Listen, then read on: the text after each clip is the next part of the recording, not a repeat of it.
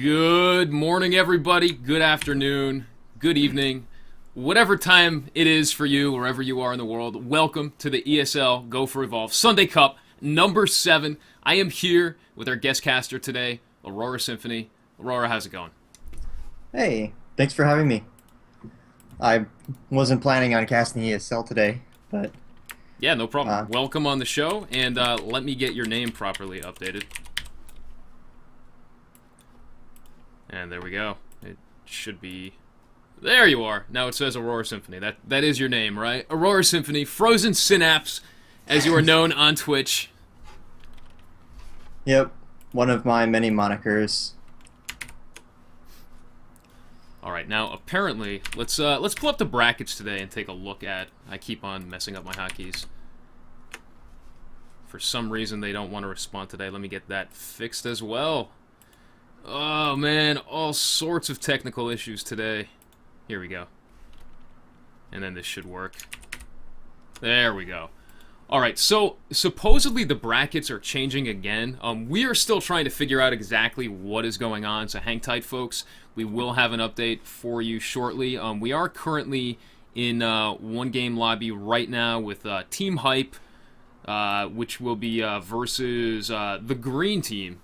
A newer team. They had their first showing last week, actually, Aurora.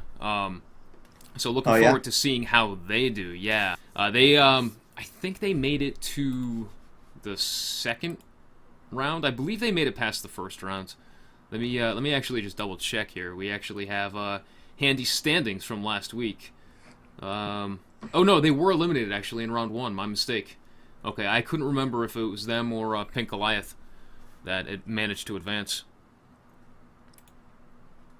and also I don't think I've seen Apex White play before either. Yes, Epex White is a new division of Epex Gaming.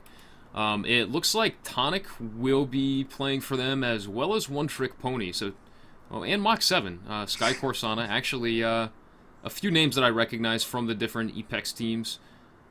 Let's see. It says that they played in the PC Europe Cup versus Yes We Can. Okay. That's interesting. Well, it is another sub-team of Epex Black. Looking forward to seeing how they do. Yep, absolutely. A lot of the teams that I haven't watched too often play. Generally, those teams are still switching around a lot of strategies and compositions and such, trying to Right. figure out what suits them. So I get to see what they pick, what their flavor is that they'll bring to the game.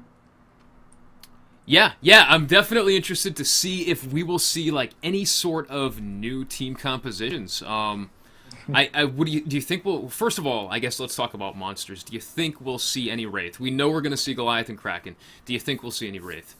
Yes. Really, you do? Yes. So, what do you think changed in the past couple weeks that have allowed teams to now play Wraith competitively? The counter pick from Medic Ah, changing to be picked before the monster instead of after the monster pick. The Val counter pick was particularly, and I think remains to be particularly strong against Wraith. So I was very happy that they changed the counter picks around to allow for Assault to counter pick and then for Medic to stay a little bit less uh, crazy. right. So you think that because Medic is being picked first, it will almost always be a Kyra pick, which will now allow Wraith to be picked again? Uh, yes. Uh, I feel that Wraith is viable. Yes. Okay. Well, that should be very, very interesting. Now, why is it that Val is so strong against Wraith? I mean, Val doesn't have the healing output that Kyra has. And the Wraith can just dish out so much damage. Is the Trank really that strong against the Wraith? Yes. But what I don't like about the matchup so much is that it caters a little bit more towards how the map is oriented and the geography of the map. So like you'll have maps like let's say Distillery for example.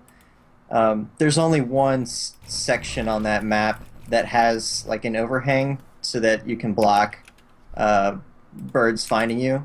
Because when you're playing against Val, your main goal is to make it to stage 2 with as little health lost as possible, and to have to be in a good situation, like, or a good area for you to either be domed so you can mitigate damage, or take out, or get shields and go for a dome dodge or something like that.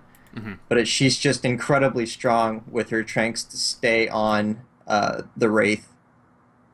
As you can, as soon as you trank, she loses her traversal. She can't block out the slow, and she's seen through walls. It's very, very strong.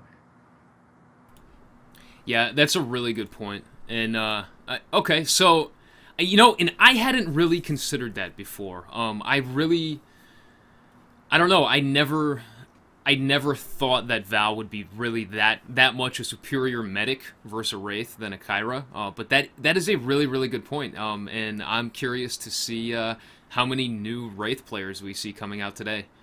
I know there are some monster players who are very, very well rounded and can play them all. Like I know you frequently play both Kraken and Wraith, or have in the past.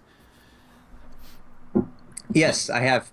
And we have quite a few other players in the scene who don't like to stick to one particular player, or one particular monster. All right, now I am getting an update right now on the map picks. We will be going into Team Evolve Hype, their Hunter players versus the Green Team's monster, coming up in just a moment. The map picks are settled. We have Weather Control, then Medlab, and then Distillery. The way that these games work, they are a best of 5, folks. Each side plays off against a single map in a series of 2 games. So the Hunters from one team plays the monster, and then vice versa. And then they advance to the next map. That covers 4 games in total. And then if necessary, they have a 5th game, which is on that 3rd map, which here will be Distillery, and that will be the tiebreaker. So once again, Weather Control in the first map, Medlab in the second map, and then Distillery. I almost said Med Control. That would be an interesting map, right? Med Control. Med control. Yeah. Yeah, go figure. Controlling your medication. Yeah, I guess. Who knows? So it looks like that is getting sorted out right now. They are picking their they will be picking their hunters and their monsters right now. Let's talk about those picks once again. So you mentioned medic being picked first. Now let's go over the whole picking order and how that can change the way that the game is played right now, the current meta. Yeah, so Trapper and Medic are picked first, as far as I know, and the Trapper and Medic picks have to be very safe. The Medic pick for Kyra is incredibly safe and pretty strong. The Trapper pick can fluctuate depending on the teams and how they feel. They know the map beforehand, so that could potentially play a lot into why they may pick, we'll say, Maggie over Griffin, or vice versa. And then the monster picks, and then the hunters get to pick their support and assault to try to counterpick the monster, and also with the map knowledge beforehand.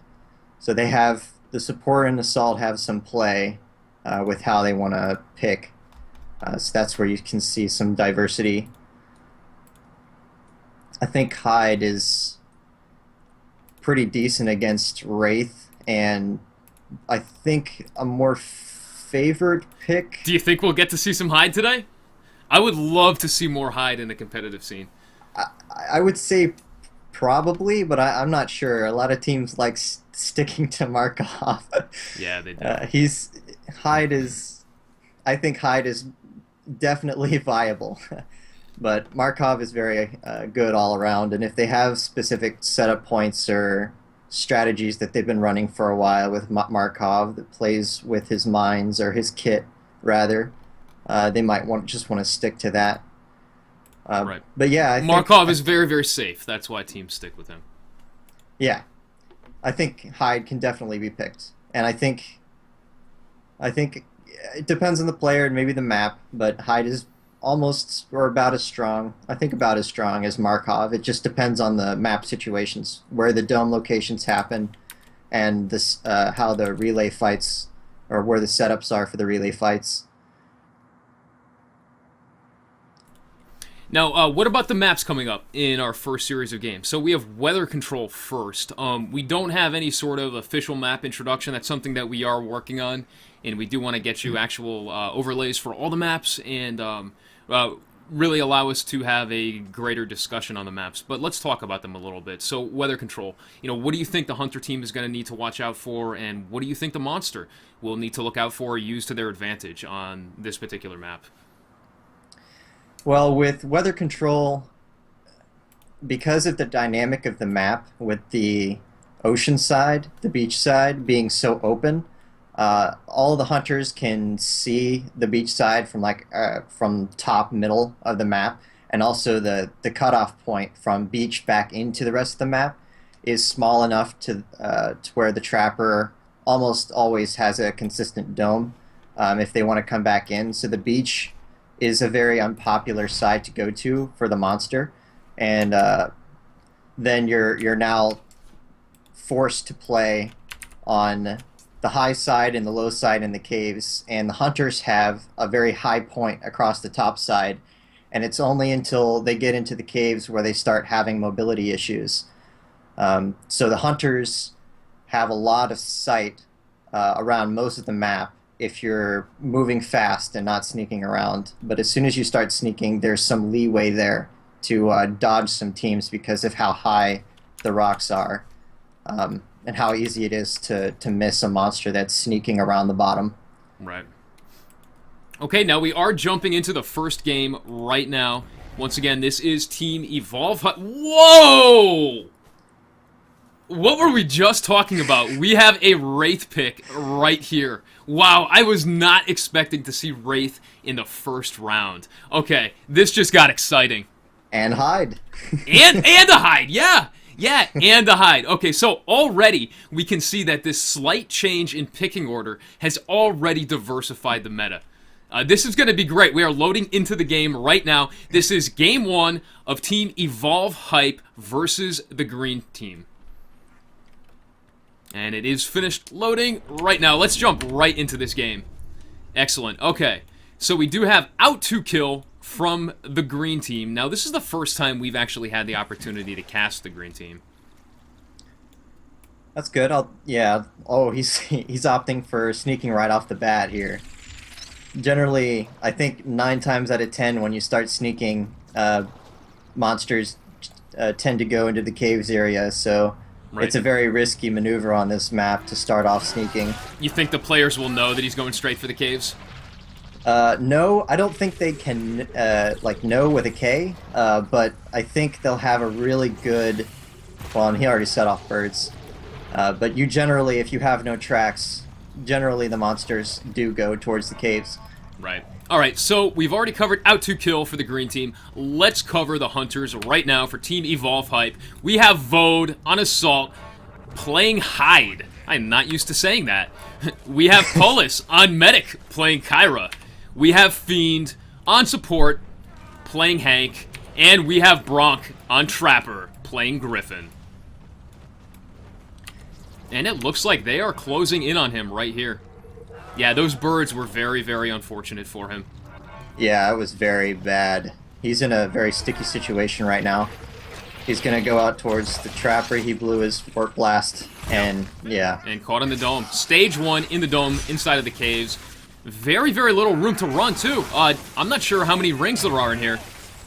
Well, one of the most important pieces of each dome situation is how much of the evolve meter the monster has, and in this situation the monster has about 30%, 25% of his evolve meter filled. Yeah, great point. So even if he gets out, he's still going to be in a tough situation. They can probably get one more dome off. All right, he comes in right here. Warp Blast onto Fiend. Does very, very little damage, though. Hyde coming around from behind with the Flamethrower. His armor is only down to 2 bars right here. Things are not looking good. Another Warp Blast onto Polis, but he's healed up almost right away. He doesn't have the damage output to really put any hurt on this Hunter team. Yeah, he's I think it's interesting that he's using Warp Blast to try to connect with the Hunter team and deal damage. I think it would be a better idea to just keep running around. Yep. Well, you know, either the Hunters just weren't aggressive, or he did a great job mitigating damage there, because this dome is already down, and they've only done about a bar of health to him. Harpoon locks him in place, allows him to dish out a little bit more, maybe solidifying that first bar of health, but just not all that much. Well, actually, that's only about half a bar. That's right, because this is a Wraith. So it's a lower percentage overall. Yeah, that's so little damage done to him right away. He's not really running away, though. He's staying into fight without a dome. Yeah, this is interesting. It looked like he tried to make a U and go back into the caves, but I think he realized that a Griffin sound spike was placed right at the top of the rock there, and I believe the sneak detection radius is 15 meters, so he knew he was inside that radius and was being tracked. So I guess he opted to use a Warp Blast to fight them instead of run away again. So now they're they're trying to figure out where he's going. Probably going to spread out a little bit. Trapper looks like he's the one closest to the monster, so he's probably going to spread out that direction and place a sound spike right here. Yep, and look, I just wanted to point that out. Look at what Bronk's doing. Look at the map coverage of those sound spikes. They knew what direction the Wraith went in, and they cut him off with a ring of sound spikes. There's no way for him to get through now. That is great sound spike placement right there. Right, absolutely. And with the verticality of this map with the rocks, if you put a sound spike on the top, they have no vertical range limitation. So it just goes out 15 meters horizontally. So if you have it on the top of a rock, it covers everything below it. And yep, and you can see that inner ring right there. That shows what the sneak detection radius is. And he just walked right through it. It looks like he hasn't even eaten anything. That armor that he has, I think that's all regen. Yeah, you're right. His meter really hasn't gone up at all. I think that was just from fighting. He may have snacked on one meat treat or something, but not much. Perhaps.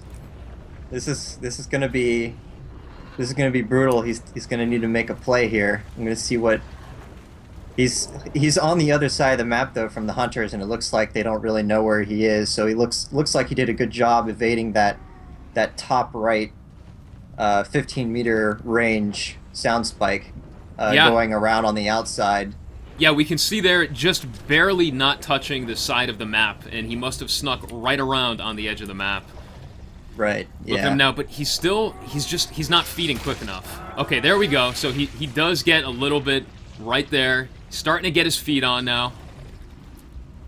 There's some places in the caves where it doesn't seem like you're supposed to get birds, but sometimes you do get it. And I don't know if that's because there's some kind of bug with the overhead or something, but like there are places inside of the building where food spawns that if you eat it, sometimes the birds can come down, and that's very unfortunate. It looks like he's heading back up through the Tyrant Pit. And they still don't realize that he snuck through the sound spikes. Okay, so now it looks like Vode is maybe finally starting to check the other side. I think they're starting to get an idea, hey, maybe this Wraith somehow got through our perfectly crafted plan. Yeah. It's just that one little bit right on the corner there, that last sound spike on the right. He just managed to sneak right by. That was almost perfectly done, but just not quite good enough. And they do have sight of him right now. We can hear the dome coming down, I think? Was that a dome? No, that wasn't a dome coming down. It sounded like it for a second. All right, well, it's just three of them right now as they buy time for Bronk to get there with the dome, but he will escape again. And look at that, Vode. Vode, captured by some wildlife right there. I think that was a blitz leopard. Yeah. Well, that just slowed them down. He's still at like 55%. Fiend now, Fiend down to an Armadon right there. Wow, that's very, very surprising for Team Evolve hype. I think they're still waking up this morning. Those Armadons, man, the 1-2 headbutt. Yeah, well, get you. Nothing like an Armadon headache to wake you up in the morning. Well, they're All still right. on the chase. Looks he got a lot closer to having a full evolve bar, so that's nice. And he just ate that too. They weren't able to shoot him off of it. All right, he will have enough to stage up here. Now he just needs to get away and put some distance, but they do have their eyes on him. Well, he did use a warp blast, but he's not quite at the edge of the map yet, so I think his warp blast might be back up by the time the trapper gets over. Yeah. Actually, that looks like he might be using CDR. I wonder if he's Yeah, using CDR. he may be. I know that is popular with some Wraith players. And it All would right, kind and yeah, we have it Kyra would- popping the adrenaline boost to speed up Bronk. Look at him now, trying to close in for that dome. He may get it here. He throws the dome, and the dome comes down, trapping him in. Wow. Definitively trapped in, no less. So this is the second Stage 1 dome that we have as out to kill. The monster player for the green team is now running for his life here. Hyde with the poison grenades, poisoning the entire lower area. He has nowhere safe to hide. Hyde comes in with the flamethrower. That was not an intended pun, by the way. And he drops the orbital as well. Assault down to half health. Polis doing what he can to keep him up. And they just continue to fire away at him. All right, he will escape up top. Now, this is a tough dome because it's that kind of double-level dome where the second floor is directly above the bottom. And it makes it very hard for the hunters to keep up. Yeah, the monster can camp the outside of a two-layer dome and can go up and down and mitigate damage from whoever's on top or whoever's on bottom. It can choose which side to take damage from. Yeah, two-layer dome. That is a perfect description. He advances on Polis now. Warp Blast, perfectly timed shield, though. Keeps him alive at the very last minute. Polis is at half health. That burst should be off cooldown any time now.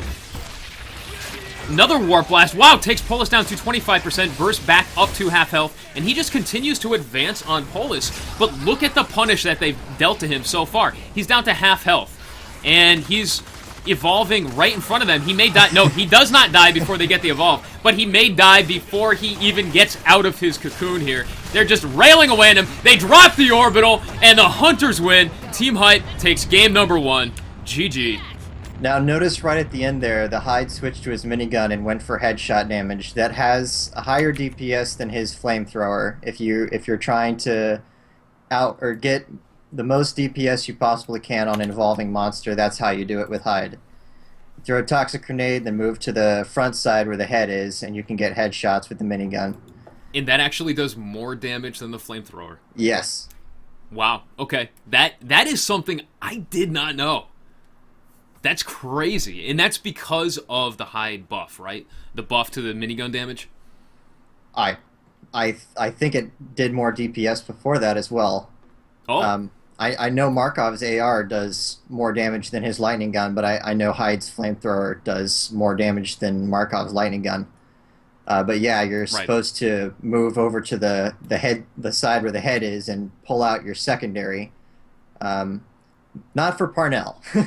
He can have his shotgun on. He has insane damage with headshots, but with Hyde and Markov, the two weapon, the minigun and the AR, do more DPS with headshots.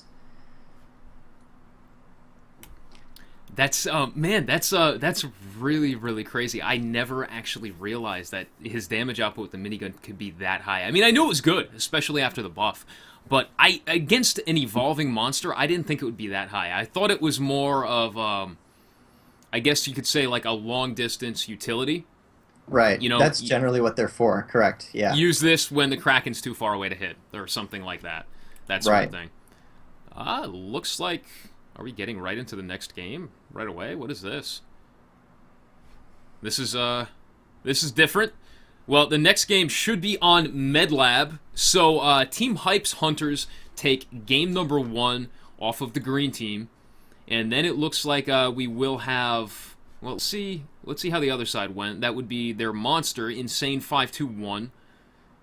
Versus the green team's Hunters. That game does not have a score yet. Let me actually check with Insane. Let me see if he messaged me.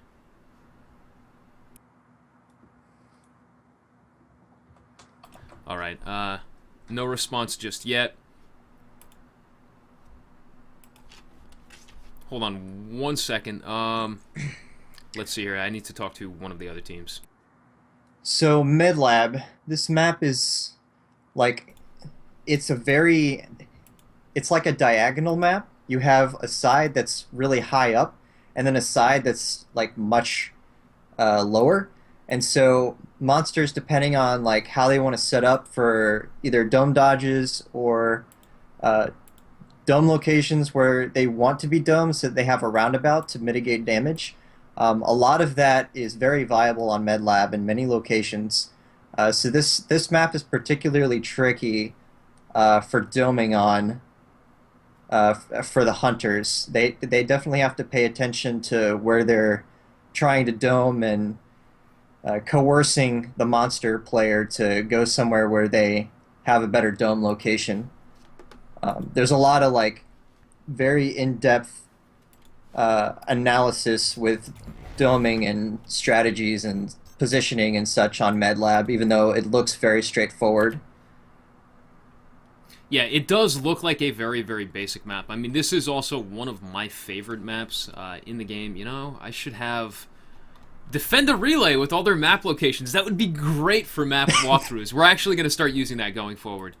DTR, of course, your team, and which stands for defendtherelay.com. Also a great website for any tips or advice that you may need on how to play both the monsters and the hunters. We are jumping into the second round right here. This will be game number 2 for the hunters of Team Hype versus the monster of the green team. Not Team the Green Team. That would sound odd, right? All right, and we have another Wraith pick coming out. Looks like the same composition as last time. Is this going to be the new meta for the hunters? I wonder. It's possible. Hyde is very much viable. You have to play him pretty differently than Markov. Right. And he isn't as strong overall. You have to play him a little bit more specialized. And I think the way that Markov was before his nerf patches, a lot of teams gotten used to his positioning. All right, and we have game number 2 here right now. Just waiting for the players to start. All right, here we go. And out to kill. The monster for the green team is off. Definitely like sneaking right off the bat. He's going to go high side. Yeah, now, there's... What do you think about that? Sneaking right off the bat versus leaving a false trail and then sneaking? Or just running. Or just running and saying, screw the trails, I don't care. Well, okay, so a lot of it depends on the map, but I feel overall you're losing so much distance compared to for the hunters. Right. Not to mention, you can get birds. Hold that thought. We'll go right back to that. Just want to cover the hunter team real quick. For Team Hype on Assault, we have Vode playing Hyde. We have Polis, right there. Polis on Medic playing Kyra. We have Fiend on Support playing Hank. And we have Bronk on Trapper playing Griffin. All right. And as you were saying about sneaking, well, they advance on him. Whoa. Abduct at stage 1 with a dome coming down. Maybe we'll have to talk about this a little bit later. We have a stage 1 dome, only a minute and 20 into the game. And Hyde comes in with that flamethrower. What is he going to do here? He has to run for the duration of this dome.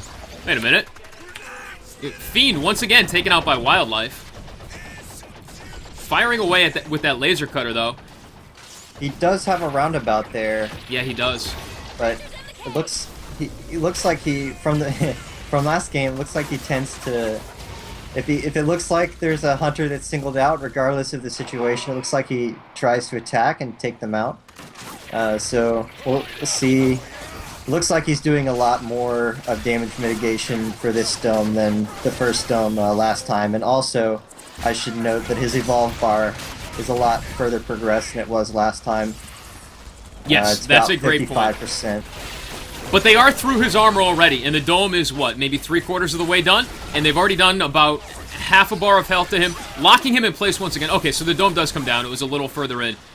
But, I mean, he's taken just about a bar of health right there from that first dome. You know, and we're only 2.5 minutes into the game. Yeah, odd choice right there to head back up. I mean, they really didn't leave him much room to go, though. Look at that sound spike placement. He's doubling back now. So now with the amount of time that he's used to go back up, he has been able to eat food, but he's now going to have to deal with a very strong Griffin follow-up, assuming he hits his Wow, harpoons. great harpoon right there. Look at that, locking him in place again. And you know, that dome cooldown, that's going to be up shortly. He can't delay. He's got to get away. Yeah, when you go from high side to low side, depending on what the trapper is running, like if he's running Griffin, if he's taking reload, assuming he hits all of his shots and is doing a pretty decent job of having his feet planted, you can follow and deal damage to Wraith. We've got really... a dome coming down and a disconnect. Interesting choice. Well, according to the rules, it is far enough into the game that he does have to attempt to reconnect now.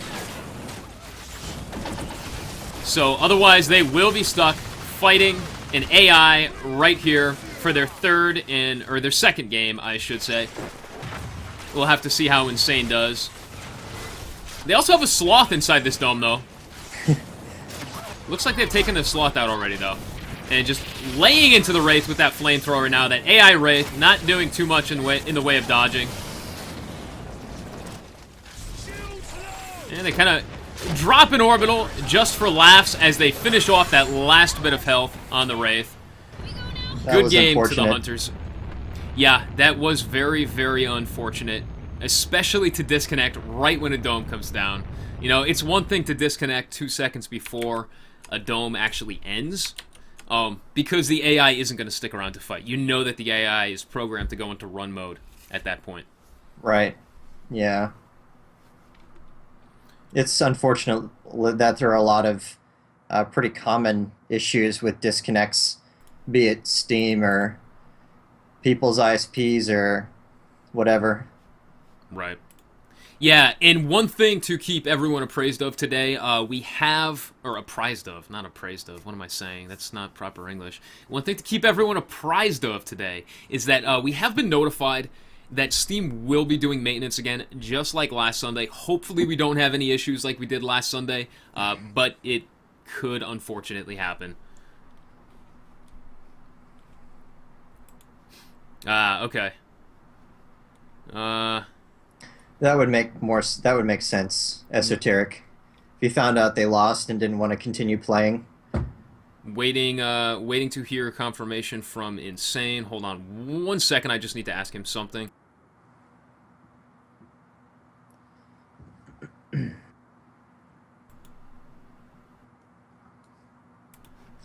All right, now, I mean, we didn't even get to talk that much about Distillery. Maybe we'll have an opportunity during the next series. These games have been pretty quick so far. I'm sure we'll run into Distillery. They may pretty be soon. replaying, actually. Hold on.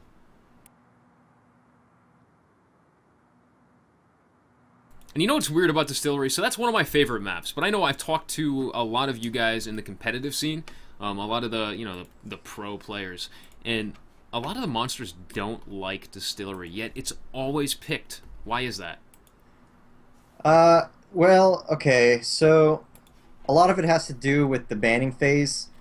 A lot of hunter maps, or not hunter maps, a lot of hunter teams absolutely despise Fusion Plant and Refueling Tower, and I feel like that's very warranted. As far as like balance goes, I feel Distillery is more balanced overall than like Fusion Plant, for instance. So if they feel like they want to get rid of the maps where they want to favor the hunters more, banning maps like Fusion Plant and Refueling Tower is a bit, I don't know, it's a bit more lopsided, I feel. So if they want to stay a little bit more, or a little bit stronger and maybe favor the hunters a bit more in the series, banning those maps makes a lot of sense. Okay, well, it looks like that series is over. Insane has won. There may be some confusion as to... Well, there may be further developments there. Apparently there are accusations of cheating coming from one of the two teams. Let's see how Salge versus Sheer Excellence is going.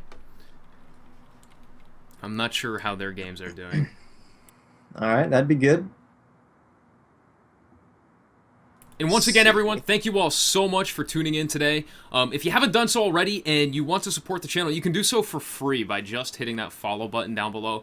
You will get notified anytime we go live for a Sunday ESL broadcast, as well as all of our new EHL, that's the Evolve Hype League, the EHL broadcasts throughout the week. We just had our Stage 3 podcast, the very first episode of that yesterday, about building the competitive scene. You can watch those highlights, or you can watch those VODs in the highlights down below, as well as on my YouTube, which is also in the links down below. Thank you all so much for all the support already today. I know we saw a lot of follows coming in before the show had even started, so thank you all so much for that. It really, really helps us to build the channel, get the word out there, and show as much or as many great games of Evolve as we possibly can. Okay, so it looks like Team Salj, their games are over, I guess. Let's see if we have a final score on them. Doesn't look like it. Yeah, no final score yet. At least not on the brackets.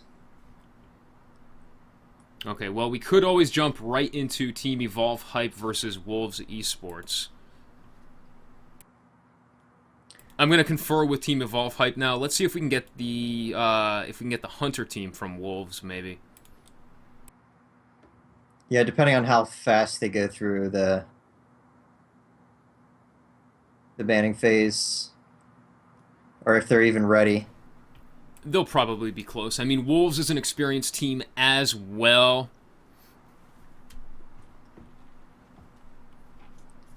Yeah, Wolves is an experienced team as well, so they will be quick about it.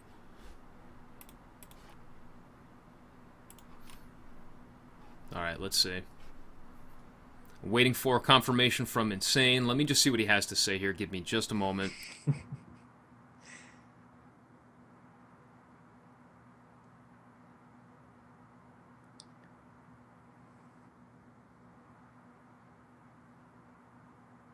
Alright. Still no reply yet. Let's see. I'm not sure if they're dealing with the issue from the past game or not. Let's see who else we have. Yeah, no other results from any of the other teams in the bracket so far. There is no round of 32 this week. Only a round of 16 and on.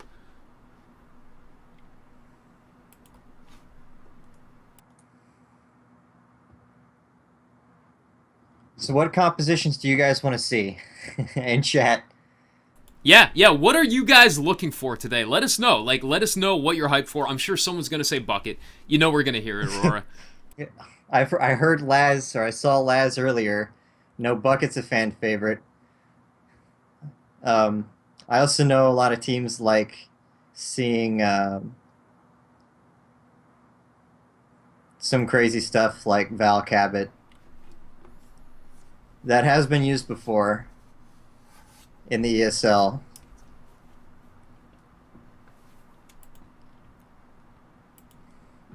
Yeah, I don't... Wait a minute.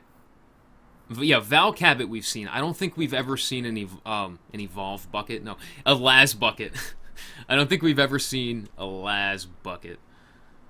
In the ESL? Yeah, have we? I don't think we have. We played it like a month ago. Maybe it was longer than that. I didn't get to spectate that, did I? Or was this the pre-PAX tournament? I think... Oh, no, this was the tournament during PAX, wasn't it? So I wasn't able to cast it because I was at PAX. Actually, yeah, I think so. That's what it was. I believe that was when it was, yeah. That's why I missed it. Man, I really want to see that in a competitive setting just once. I just want to see Last Bucket done. You guys won with it too, didn't you? No, we played it once against Corey's Wraith, and I think there was more potential there, but it's very entropic. There's a lot of room for error on both sides, and we ended up getting caught out a bit and took a two-man War Blast towards the end in a key moment. But it's not awful, but it's definitely not the most solid comp. You definitely have to be playing that in a very special way.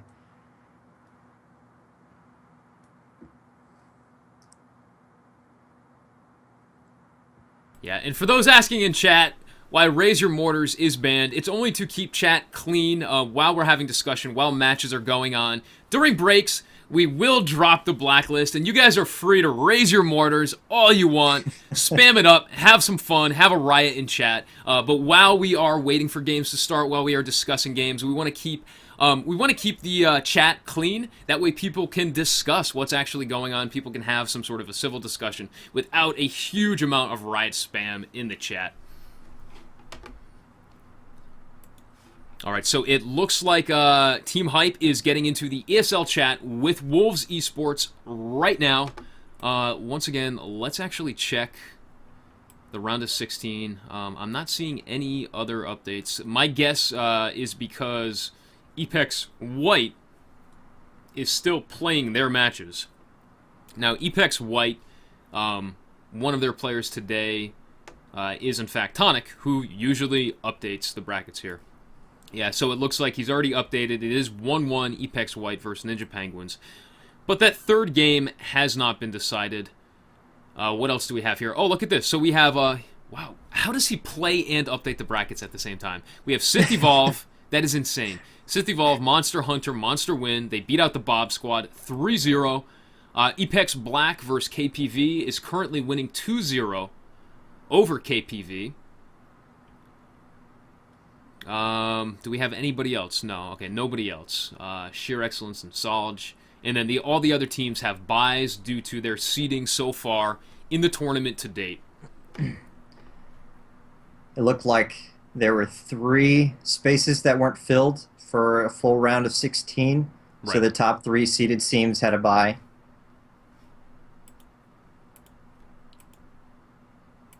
Right, now just checking here. Okay, so no other updates from any of the other teams. Yeah, I'm not hearing anything just yet. Who do you guys want to see cast today? Let us know in chat who you actually want to see being cast today. And let us know. You know, we'll do our best to cast whatever games we can for you. We want to show you the best possible games of Evolve, the ones that you are all most looking forward to. So let us know. Always keep us posted. You know, we love putting on this show for you guys. And girls, gals, women. Try to make sure to do @FrozenSynapse or @Black_Aegis. Well, I use Better Twitch TV. I have it programmed. You don't actually have to use the @ You can say my full name. You can even just say Aegis in chat, and it will show up red for me. Which is another great feature of Better Twitch TV. And by the way, folks, Better Twitch TV is a free plugin for your browser. I use Chrome, but I believe it's also available for IE, Firefox, and who knows what else as well. It probably covers all of them. It's free to download. It's just a browser plugin. You refresh your browser, and it starts working as soon as it's done being downloaded. It is worth it just for the dark mode alone, which makes chat so much easier to read. But also, if you do use it, I do have emotes local to the channel. You can type Aegis Shield or Aegis Heart, just like I am typing right now. And they are open to anyone who uses Better Twitch TV. This is not a partner channel. You don't have to have a subscription. They are completely free to anyone who uses Better Twitch TV. And even if you don't use Better Twitch TV, you can still type it, but you just won't see the actual emotes show up. But it's a cool little feature. We can also register up to 3 more emotes. So if you have any ideas for something that you want to see, please let me know, and I will do what I can to get the emote registered and put into chat for you. So it looks like we're getting a lot of requests for a legendary Wolves monster who plays Goliath. Alright, so what we will probably try to do, yep, Legendary Wolves Monster. Seems like everybody wants to see Legendary. Legendary, the Great Wolves Goliath Monster. You know, and personally, I love seeing Goliath play. So that will actually be in the quarterfinals. That will be Wolves versus Evolve Hype. We will try and get some Legendary in there, but I think first we're going to cast one monster game from Evolve Hype, maybe, and then jump right into Legendary. I don't know. Let's see. Whoever is going quicker. we'll get first, and then we'll get the other side second. Let me see here. I'm going to just send a quick message to Bronk right now. Hold on one second.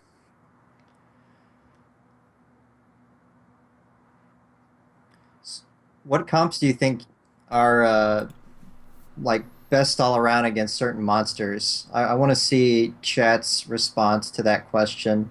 I'm very curious to see what the people in this Twitch stream think about comps that are solid against certain monsters. If you know the monster beforehand, I need to add that. Yeah, so if you know that they're picking Goliath, what do you think is the best hunter comp? If you know they're picking Wraith, what do you think the best comp is? And so on. Yeah, Right. let us know in chat. We'd love to see your opinions. It always helps to facilitate discussion. That's part of what helps to grow the scene. That's what we've been trying to do, with our first podcast yesterday, the Stage 3 podcast. You can check out that VOD if you missed it in both the highlights and on the YouTube channel down below. It is linked on YouTube as well. And it was all about building the competitive scene.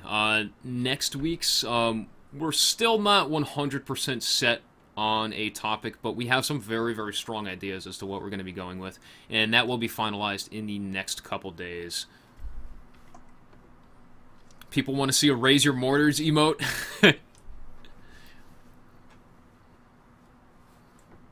Okay, yeah, people want to see Sorosum, Mazel, and Wolves Trapper. Yeah, all great picks. We will try and get as many of those teams as possible. Let's refresh. Did I do this right? Yeah, let's refresh the brackets one more time. See if anything else changed. Okay, nothing yet. Okay, so it looks like Team Hype's Hunters are doing picks and bans right now with Legendary, Wolves Esports Monster. No input from Insane521 yet on his side of things.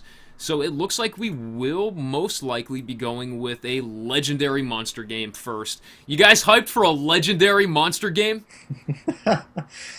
Pun totally intended. Absolutely. Absolutely. It's just too easy with that name. Yeah, And it fits absolutely. too. I mean, many of his games are legendary. The game that he just barely won against DTR last week was a legendary game. In fact, I really should go back through my VODs and highlight just that like 12-minute relay fight or 14-minute relay fight. That was unbelievable. Yeah, absolutely. And I mean, like DTR, your guys, your hunters did such a phenomenal job there, only losing right at the end. It really could have gone either way. And that was by far one of the best games of Evolve I've seen in a long time. That was so exciting, and you could tell even the reaction in chat, the excitement from the other people watching. It was ecstatic. Yeah, the relay fights when the game is even, from like health loss on the monster end and like setups on the hunter end, with like high level play on both sides. The stage 3 relay fights have the potential to be incredibly exhilarating, and put a lot of people on the edge of their seats. They're incredibly fun to watch. Are probably the peak of every match potentially. It's so fun to watch those relay fights. It's like back and forth. Yeah. Yeah, you're right. The way that the way that he would come in, back off, armor up, and it was always so close every time. DTR just barely staying alive, just managing to do a little bit of damage here and there to him.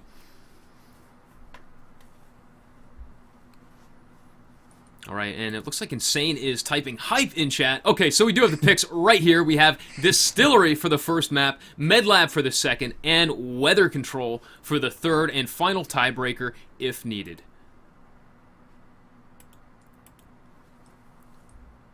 So this is good. That was actually from Insane as well. All right, so you were saying we would get to see Distillery. Let's talk about Distillery a little bit. Yeah. So one of the most notable pieces about Distillery is that food is nearly non-existent in the buildings where there's overhead, and then also there's only one corner of the map where there is an actual overhead spot or an overhang to block out the carrion birds. So sneaking is a lot less viable on this map than other maps. mean, you can totally still do it, but it requires there are a lot fewer situations to do it. So you see a lot of like bursting out to a certain side, or if the monster is sneaking right off the bat, he's almost always going to go to the caves. And the problem with the sneak right off the bat to the caves is that it's a corner of the map, whereas on weather control, it's one half. Um, and Right. odds are he's going to get birds relatively soon if they keep like trap around the center using the big two buildings in the middle. The trapper can get from one side of the map to the other um, faster than a lot of other maps that are relatively the same size because of that height or verticality in the center. Um, so because of those, the monsters and the LOS, there's always, or not always, there are a lot of areas like one side of the map, the beach side, where LOS is very hard to break as a monster player. And so, but the problem is you can't really stay on the other side because it's one half of the map, and if you stay on that side, you're just going to take too much damage early on. So there's a lot of tricky positioning with the monster and like the trapper to figure out how they want to, um, where the monster wants to go to maybe break LOS or get domed in a much better location than some other places. But Distillery is a very positional in terms of distance from the trapper map compared to a lot of the other maps where it's playing around choke points and favorable dome locations for the monster.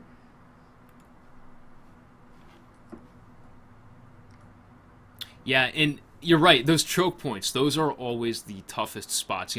That's basically the crux of any match. I think is identifying the choke points in a given map and figuring out how to utilize them to either the hunter team's advantage or the monster's advantage.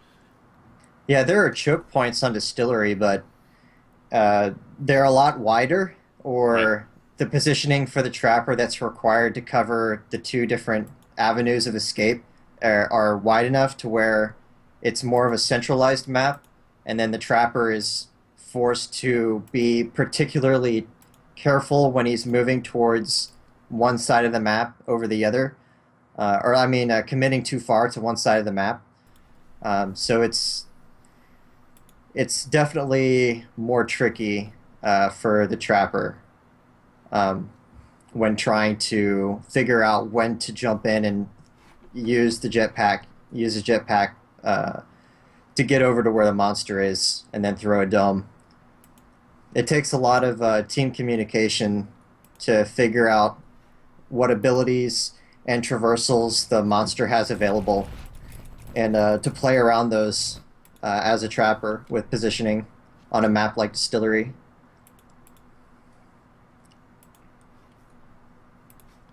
All right. It actually looks like. Oh, wait a second. There we go. We are in the first game. It looks like Insane is almost ready versus Wolves Hunters. So we will probably cover them first, unless Team Hype gives me an update sooner. Let's see here. Unless you guys would really rather see Legendary, we can wait. If you guys want to wait to see a Legendary match, let us know. Otherwise, we can jump in. We can get a game with Wolves' Hunters first, and then do Wolves' Monster Legendary second.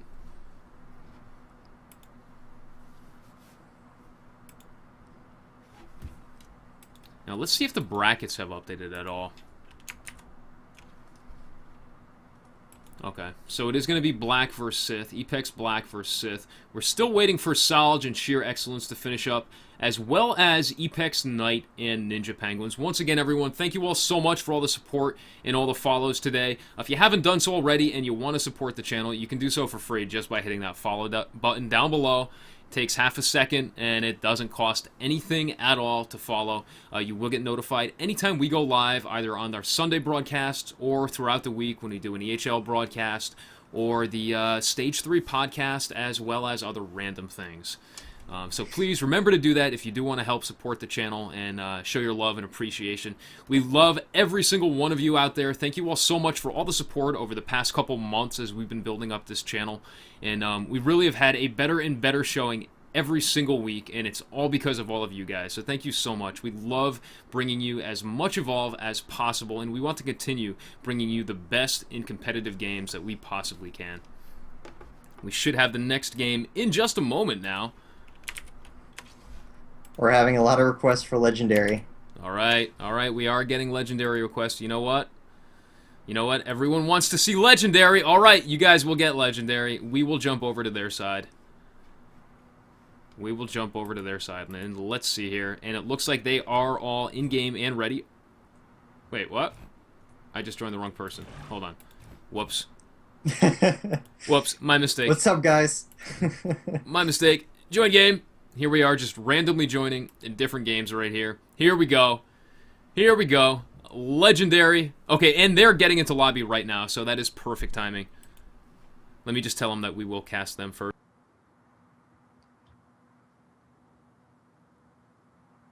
Alright. Connection to host failed. Well, they're not in lobby just yet. Okay, we just got the invite. There we go. Alright, great.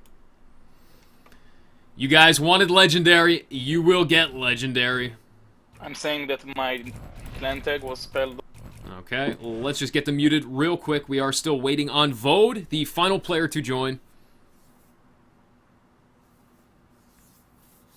And then we will have this game underway. This will be Wolves Esports Legendary, the Goliath-only monster player. Now, what do you think about that, Aurora? Do you think sticking to just one monster is viable in the competitive scene going forward?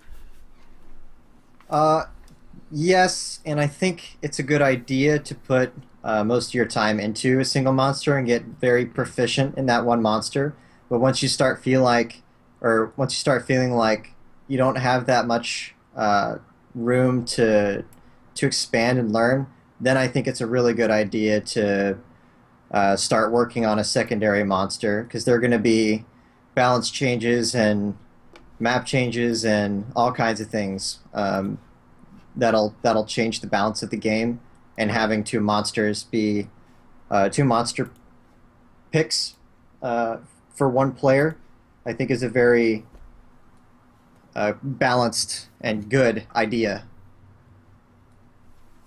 I think a lot of metas, is the word a lot of people like to use, will change around monsters, and depending on the maps and how the hunters are balanced, and the monsters, of course. Because there's some maps that you might have to play that are particularly bad against very certain monsters, and so it's unfortunate if you can't pick another solid monster for that map. That's one of the big things.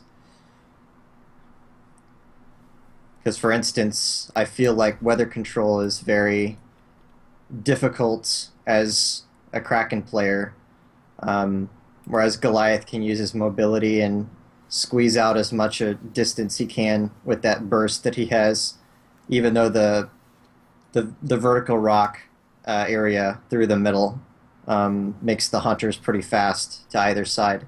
Right. So you can generally get enough distance. Okay. Now, this is going to be interesting right here. What do you think Legendary is doing? I mean, I'm assuming he's going Goliath, because he always does. But this, wow, this is going to be an interesting comp against Goliath. That Cabot damage amp with the high flamethrower could really make short work of him if they catch him early. Yeah, and I do know that Hype has been working a lot on trying to synchronize Cabot amp, Griffin Harpoon, and Hyde Flamethrower all at the same time inside of a dome. Mm-hmm. So I wonder if we'll get to see one of those really large damage bursts from this team in this comp. We probably will. I mean, I know that they have practiced a lot all week, and they've really been coming together as a team. It's great to see their coordination. You can see them coming in right now. We will cover the players in just a moment. The monster right here is Goliath. It is Seems like everyone's favorite Goliath in the tournament scene right now, the monster Legendary from Wolves Esports. And for Team Hype, once again, we have Vode on Assault, playing Hyde. We have Polis on Medic, playing Kyra. We have Fiend on Support, playing Cabot today. And we have Bronk on Trapper, playing Griffin. Alright, and look at how close they are already. They're closing in on him. So, Legendary opted to go topside, which means he's very fast going downhill. And also there are a few points up at the top here where if he gets domed, he might have a roundabout depending on where the dome location is. There are a lot of pillars around here. Right. So that's something that's... Clips Vode with the rock right there. That may slow them down a little bit. They're going to, it looks like only one of the 4-clip healing grenades actually hit him. So that may slow them down as they have to heal up. But I'm not sure what Legendary's doing. He's kind of just biding his time here. Gets hit by another rock, the shrapnel from it. Tries to leap slam up top. Or leap smash. Yeah, generally what happens here is there's a very precise movement or positioning game between the Trapper and the monster here. So when he's like sitting there, he's waiting to see where the Trapper is committing to and seeing if he feels like he can get away. That dome is going to miss. I think, yeah, just barely missed. Wow, that was a lot closer than I thought it was going to be. It seemed like it was way off. Yeah, he used the leap smash and blew at least one traversal, but yeah, it was a bit closer, especially when he had that rock up there to jump from. So he has a full evolve bar now, which is great. So he can get down to the other side and probably look to evolve. So this upcoming point... oh, and also I should note that with the 15-minute rule, these games, you're going to see a lot more aggressive playstyle from both, or I would think you should see I'm sorry, did they change ESL's rules last minute to 15 minutes? Or is that just the EHL? So. Oh, okay, we're going to have to look that up then. Let me look. Yeah, last I checked, ESL was still doing 20 minutes, but they have been known to change things last minute. All right, we do have a Stage 2 Evolve right here, 80 meters away. I don't think that Bronk will be able to catch up in time. We have Hyde laying into him with that minigun. They do get the dome off, actually. And there's no way he's getting out of that. Okay, we have a Stage 2 dome, 0 armor immediately after an Evolve. And Vode immediately advances on him with that flamethrower. And Legendary now just jumping around, flailing, doing what he can to try and get some damage in on the Hunters. A Stage 2 Goliath is definitely not an opponent to underestimate. You can easily get downs if you're not careful. We have the damage amp with the flamethrower. Man, making short work of him. Look at that, 25% damage already, but Polis down to 30% life. Healing Burst already popped. Polis goes down to a Leap Smash right there. And Legendary is only at half HP. Damage amp with the flamethrower. Once again, though, he is down below half life. Although it looks like Fiend goes down to the fire right here. This is very, very bad. This could be an overcommitment right here. They need to drop the dome, and they need to run. Vode at half life, and Bronk's staying in. I don't know how I feel about that. Bronk's staying in to Harpoon. I don't think that they can 2v1 this monster right here, but they're trying to do it right now. Legendary, Leap Smash on Bronk, takes him out of the fight. Vode down to a quarter life, no shield. And the rock throw takes him out of the game, but just barely. Yeah, that's very... Cabot teams are... Wow. That was an aggressive last couple seconds right there. Yeah, absolutely. I mean, that literally could have gone either way. If they had been able to dodge a couple more attacks, if they put that Leap Smash and that rock throw on cooldown maybe one more time, they would have actually had the damage output to win. Yep, it really came down to just having or not having a little bit of extra jetpack right at the end. Yeah, with Cabot teams, it's very much about getting damage before Stage 3, and right. if you can maintain damage, you can start putting the monster in a situation where he'll start feeling like it's an overcommitment to stay and to try to continue to burst down someone. So there's a lot more like combat intuition from both sides that needs to be used because damage is very high on both sides.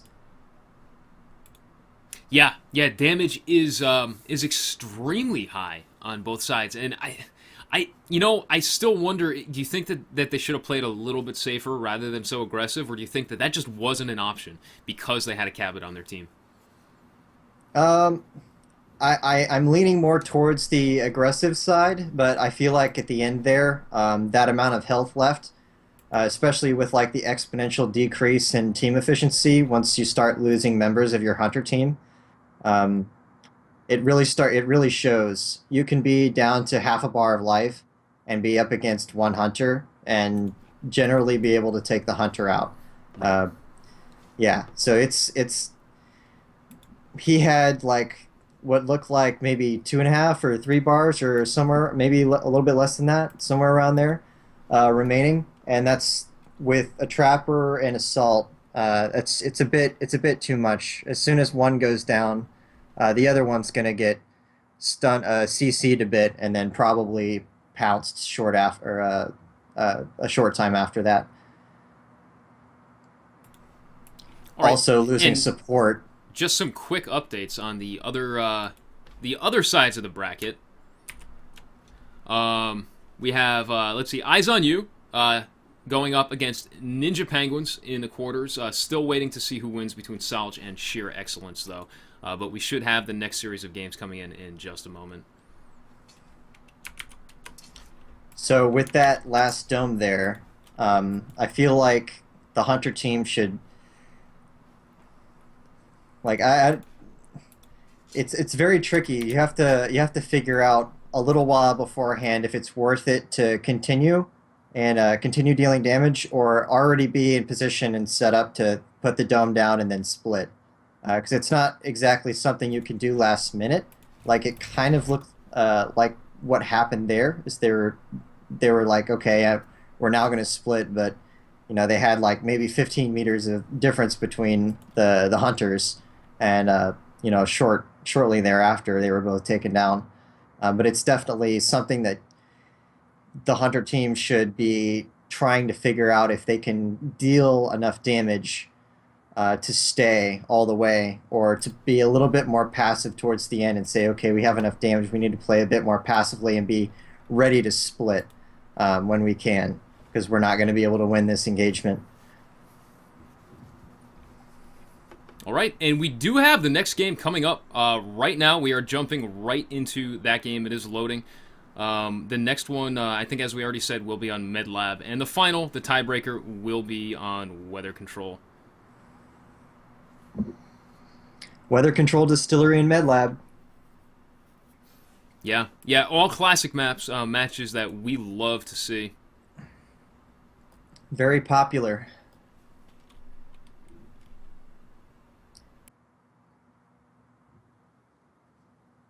A lot of teams like banning out Fusion Plant, refueling the dam, and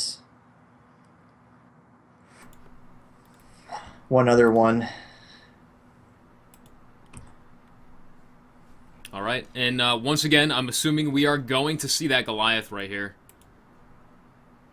That seems to be Legendary's most popular pick. In fact, I don't think I've ever seen Legendary pick anything other than Goliath. He may have actually picked Wraith once or twice, but I am not 100% sure there.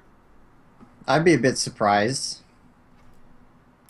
I think that match would be legendary. Yeah, no, it would be a legendary match. Good pun there. Would go down in history. All right, and here we go. We are jumping into the game right now. Once again, we have Legendary as the monster player for Wolves Esports, everyone's favorite Goliath in the competitive scene right now. And covering the Hunters, once again, for Team Hype. On Assault, we have Vode playing Hyde. On Medic, we have Polis playing Kyra. And on support, we have Fiend playing Cabot. And on Trapper, we have Brock playing Griffin. Alright, and back to Legendary. Very quickly, we can see him trying to cut around outside of the caves. The rest of the team, as we can see on the map, is all grouped up and doing what they can to cut him off. They should be splitting any moment now. So if you notice with that sound spike placement, it covers that entire river downstream. That placement there covers a lot of the crisscross points that monster can go through if he's trying to go from one side directly to the other side of the map.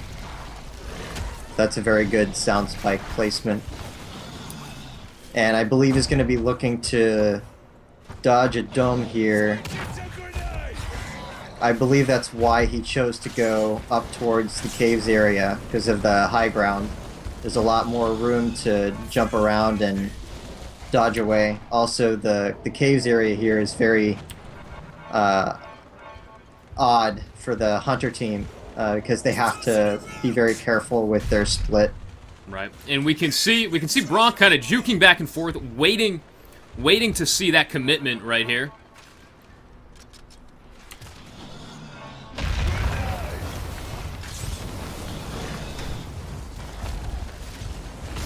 All right. Oh, he may not get away here. Yeah, they drop the dome. Dome comes down. He just barely makes it out. That was a clean cut, though. Many times I've seen Legendary caught up against the edge of a dome, and he manages to get out. But that was clean. Yeah, it was. But I would also note that I did not see a harpoon come down, so I wonder if there was some kind of mechanical mishap or something along those lines. It looked like Brock had his feet planted, but I didn't see any harpoon. But yes, that was a very clean escape. All right. And we can see him evolving now. Look at that right there. Interesting spot to evolve. Usually monsters like to evolve right near that Tyrant on this map, at least for the first one, just to have the safety of a Tyrant in the match as well.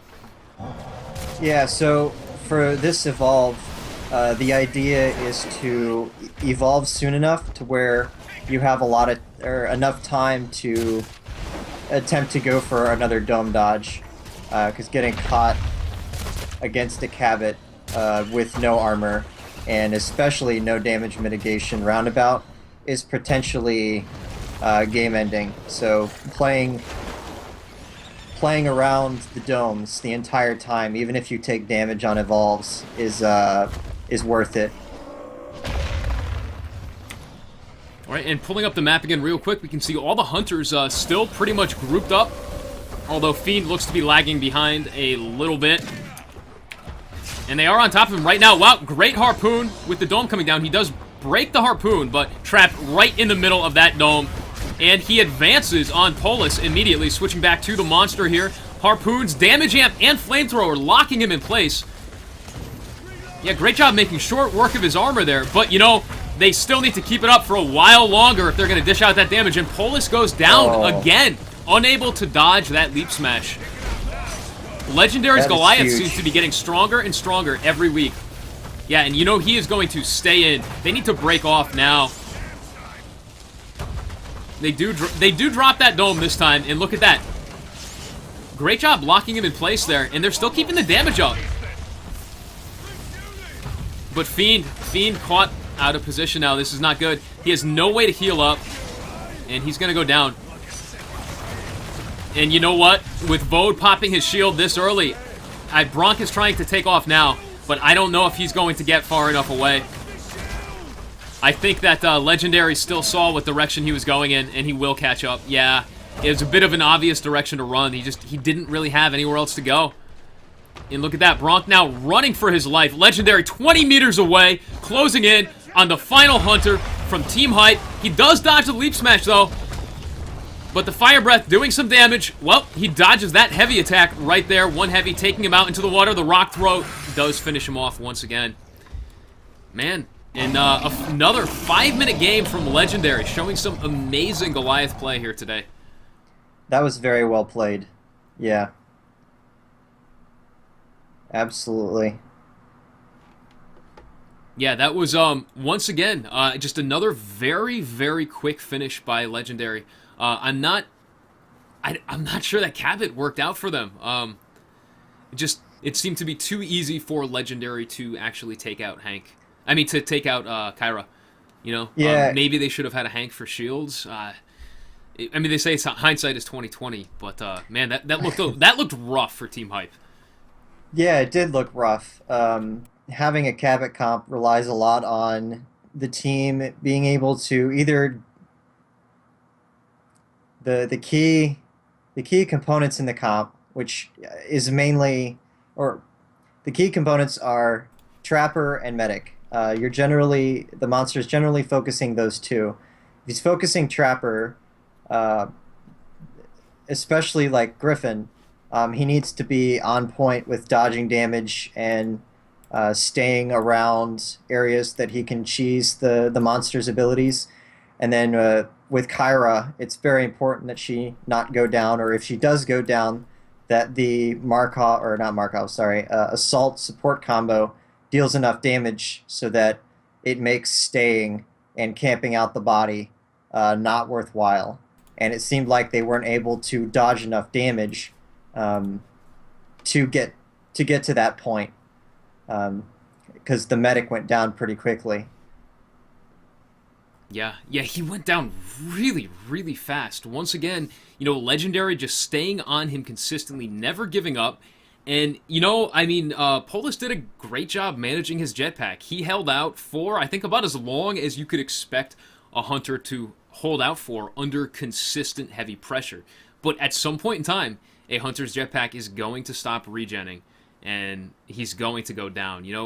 Polis didn't really have any sort of small circular area that he could pop his adrenaline and run circles around, regenning that jetpack and also LOSing the monster at the same time. And that's Well, the sort of thing I think hunters need to start looking for more and more, especially versus Goliath. What do you think? well, yes, absolutely. I mean, as soon as you throw down a dome, um, the first thing that goes through a hunter team's mind is what are the key locations of the dome, and is there a roundabout? So are there cheesing locations depending on what monster they're playing against? And is there a roundabout for, I mean, even before having the dome thrown down, they're looking for the roundabout locations. But it did look like to me that Kyra did have a a rock that she was able to go circles around and cheese around. Um, but it didn't look like she was opting to do that, or she was caught out. All right, and jumping right into the other side right now, this is a game in progress. An insane 5-2-1 in a stage 2 dome right here. Making short work of Wolves Esports, though. Two of them down right now. So now you want to be taking down the dome and splitting, which it looks like they might be doing. Yeah. Yeah, and they will be taking off here. Insane on a Kraken, assuming that he has Max Vortex and Banshee Mines right now, since that is what Insane has typically done for every game for the past couple weeks now that he's played Kraken in. And Wolves 420 Rudy goes down. That 420 obviously thrown in there as a joke. And he is hunting down Essen right now.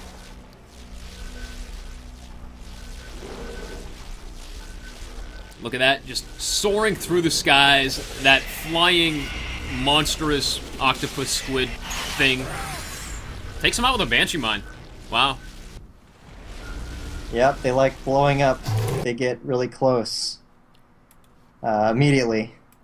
The shotgunning Banshee Mines. And that should be, that actually should be game number 4 right there. It should be tied 2-2. So we will actually have a tiebreaker, Team Hype versus Wolves Esports. Now that's very, very interesting. That means that both monsters on both sides won, which means that whichever side gets the pick, they will naturally have the advantage since their monster has already won 2 games against the opposing team. And it looks like for the bottom of the bracket, since that is how ESL does the rules, it looks like Evolve Hype, Team Hype, will have the choice.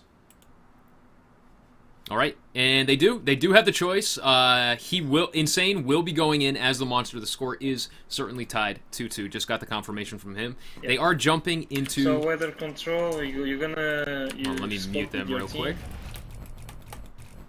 They are jumping into that 5th game right now. So we have a 2-2 tie between Wolves Esports and Team Evolve Hype right now. Insane 5-2 the monster for Team Evolve Hype, playing up now against Wolves Esports Hunter team.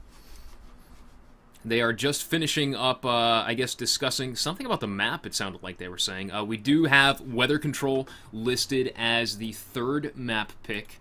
Perhaps we can talk about that a little bit while we wait for them to start.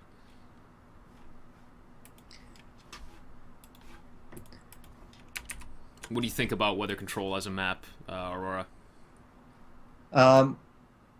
Well, first of all, the video feed is there we go.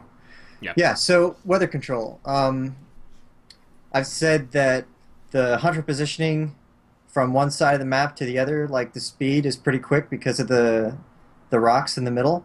So that dynamic makes monsters like, say, Kraken or Wraith that's being chased very consistently well.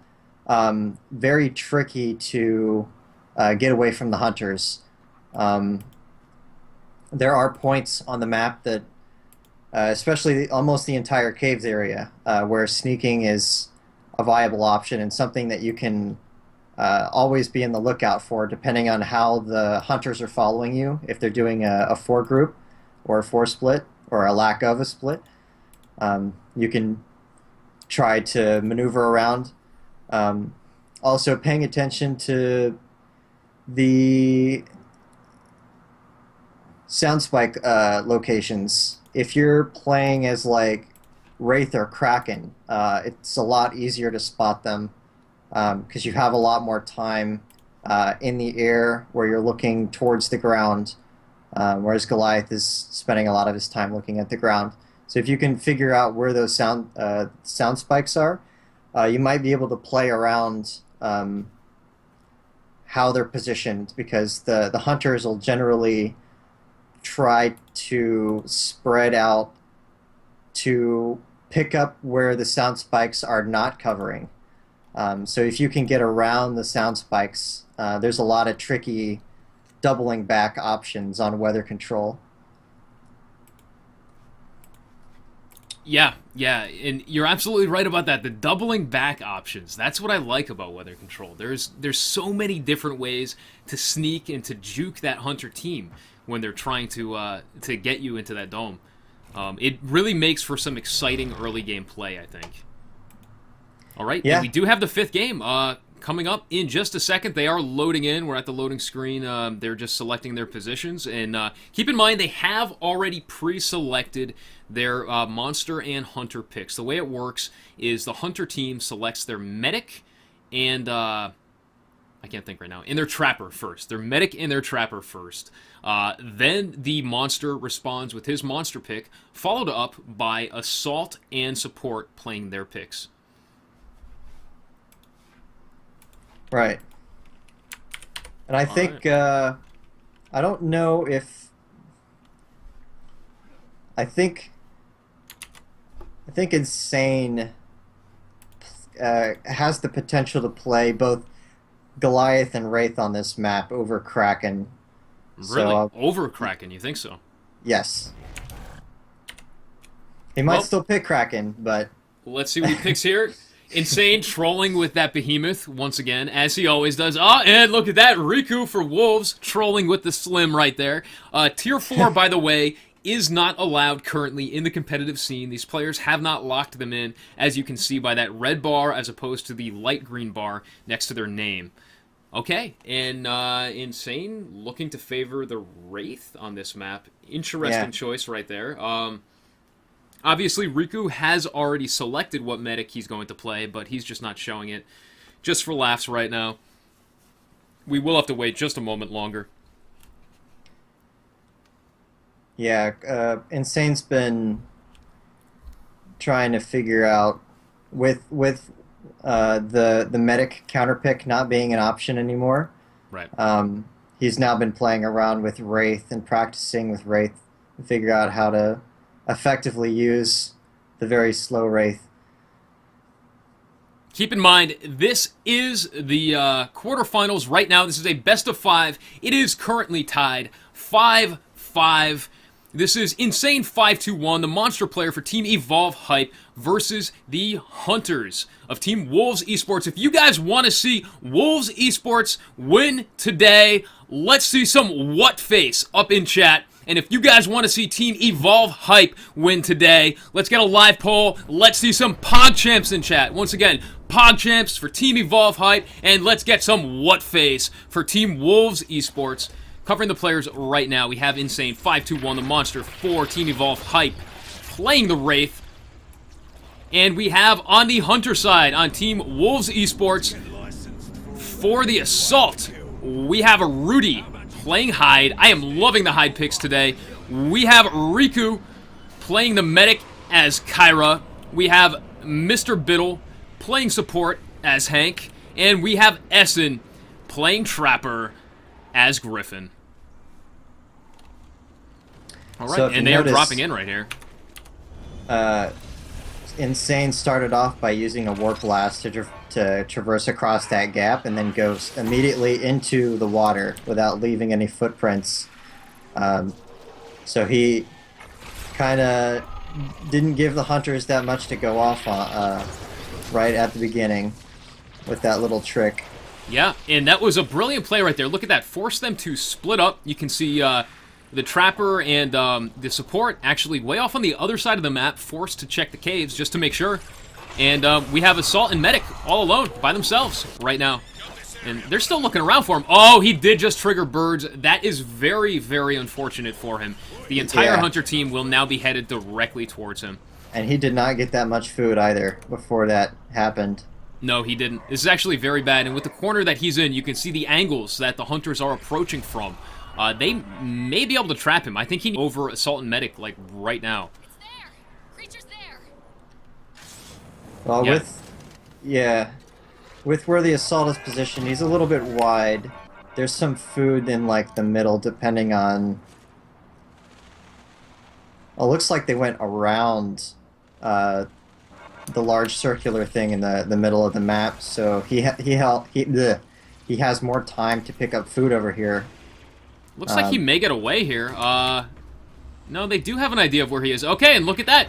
Essen with the support under the cover of a cloak, but it does expire, and once again he triggers more birds. 26 meters out. They will get the dome here, I think. Yep, and the harpoon locks him in place. This is not good for Insane 5-1. They are trapped down below with an Armadon, though, which will slow them down. They need to stop to take this Armadon out. And Insane ducks out to the other side of the dome right now. This actually could go very, very bad for Team Evolve Hype and Insane here. If Wolves can keep the pressure up, they may take a win. A very early win, no less. He does have a decent amount of roundabout opportunities here to mitigate damage, and there's some LOS breaks, especially if you're hanging around the building. Yep. Insane advancing on Essen, doing a little bit of damage there, and then quickly ducking. He is doing a great job mitigating damage and getting his feet on there. Back up to about 6 bars of armor. Wow, making short work of that armor. That Hyde flamethrower with is just insane. Yeah, it does a lot of damage. All right, down to 2.5 bars now as they continue to punish him with that Hank support laser cutter as well as the flamethrower, and Griffin continuously locking him in place. And look at that. They're feeling so confident right there that even Riku is launching napalm grenades. Yeah, this is where a lot of teams are a lot of games are make or break. Is the chase game here. Right. It looks like Insane was able to break LOS from Griffin and not get hit by harpoons. So he now has more breathing room. Alright, and he does manage to escape into the caves now. Okay, he is going to evolve here. He's got some really good distance on them. I'm curious as to why they didn't pursue him directly right away. Yeah, I don't know why they're hanging up. I mean, hanging on. it's not like they didn't know he was going to go there, right? Yeah, they saw him. I Okay. yeah. They Slowed saw up him. a little bit by the Venom Hounds, but not that much. I mean, he really got some good distance. That was a very, very safe evolve for Insane right there.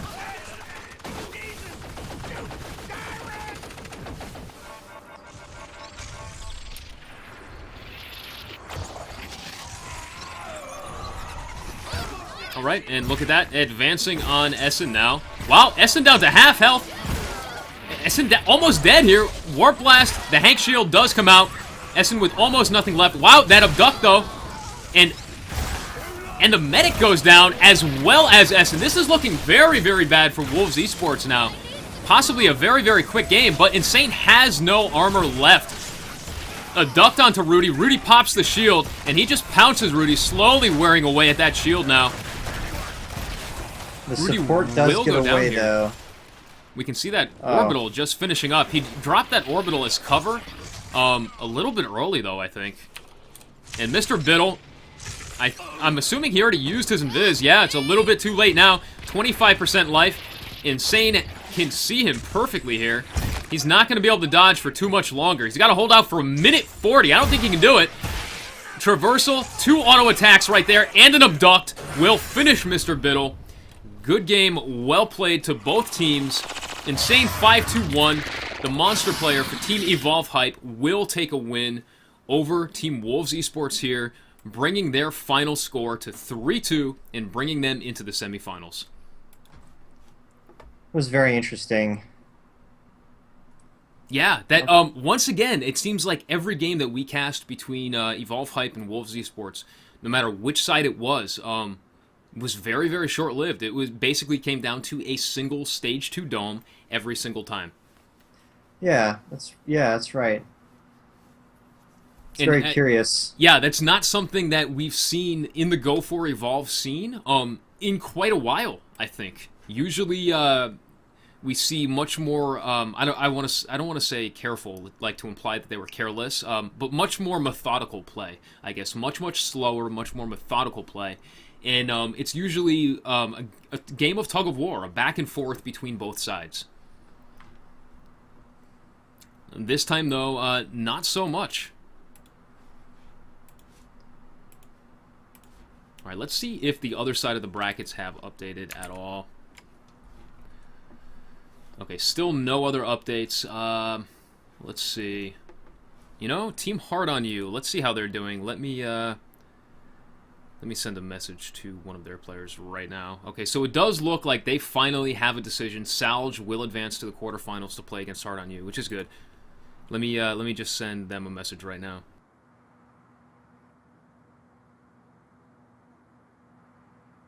Alright, and you know what? I wonder who is playing Monster for Hard on You this week. Will it be Datnude again, or someone else? Okay, it will be Datnude again. That is the only other player that they have registered.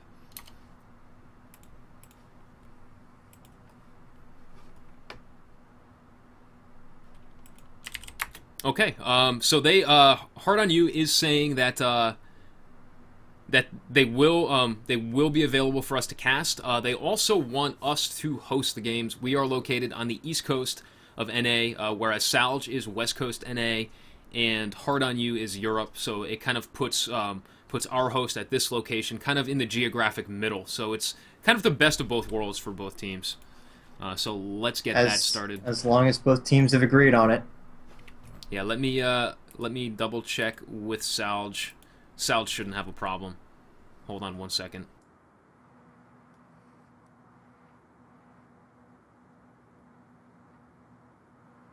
Yeah, the way the rules currently state is that the monster player... Well, you know what? Did they change the rules again? Is it monster right or is it monster in Europe right? Do you know? I know we were looking at it last night and it had not changed, but I think someone was saying that they may have changed it again. In fact, I think it was Challenge who actually said it. I'll look. Oh, okay. So here it is. The monster player always has the right to host if he is from North America or from a European country. Okay. Okay, so we do need to confirm with Team Salge if they will let us host, and just to be gentlemen towards the other team. Technically, according to the rules, Salge's monster has the right to host, but hopefully they'll be gentlemen and allow us to host. That way, both sides get the geographic middle, which kind of diminishes the lag for both teams. Both of them have the potential to get an equal ping, so to speak. Yeah, it's more fair overall, and it's a good thing.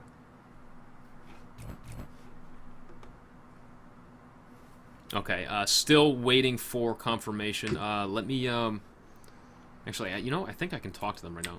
Hey, can you guys hear me? Yep. Okay, oh, Pulse is already here. So you're cool with us hosting? Absolutely. All right, awesome, man. Thanks for being a gentleman about it. I'll get everything set up as soon as possible. Just message me the pics on Steam. All right. All right, so that's awesome right there. Pulse actually having the right to host, chooses to give it up to myself as the caster hosting the event. That way both sides can have an equivalent ping. That is awesome and so respectable. That's something that we were talking about on the podcast yesterday, about people just, we're not playing for, a lot of money here. It's not a ton of money. People don't have to be jerks about things. Just be respectful, let's have fun, and let's be gentlemen about it. Let's be good. Well, let's be good sports, because there's not only males in this league. In fact, the thingy, I know for a fact, is a female, and there may be other females in the league as well. Let's see. So no one has messaged me with the picks just yet. Okay. Oh no, we do. We have weather control first, then med lab, Then Distillery. I don't actually have a third just yet. They did tell me the Hunter and Monster picks, but they didn't tell me the third. So we'll have to see. Well, then I wonder if it's in that order, because the tiebreak pick is figured out right after bans. All right, I'm just confirming the 15-minute rule. I'm sorry, you did confirm it in the last match, didn't you? Whether it was 15 or 20 minutes? I just want to make sure it's set up right for them. It says it's default, so that's 20. 20. So it's Okay. just set default. Okay. All right. So we're good to go then. We have fair weather. We have the map properly picked. That is weather control. And we have 20 minutes set. Okay. Let me just confirm with Pulse that he is ready to go.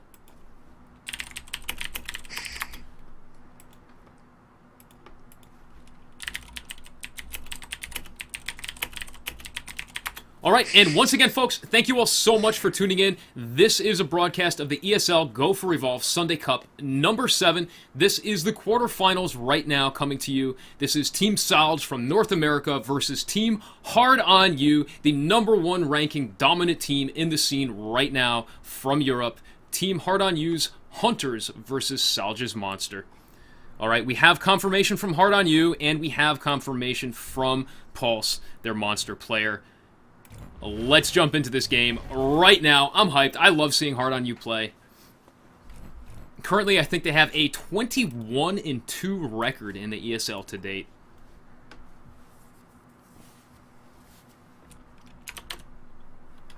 All right, and here we go. Countdown begins, and they will be selecting their Monster and Hunter. Now, keep in mind, everyone, the Monster and Hunter picks are pre-selected in a pick and ban order. First, the Trapper and Medic is picked for the Hunter team. Then the Monster follows up with their pick, followed by the Assault and the Support from the Hunter team.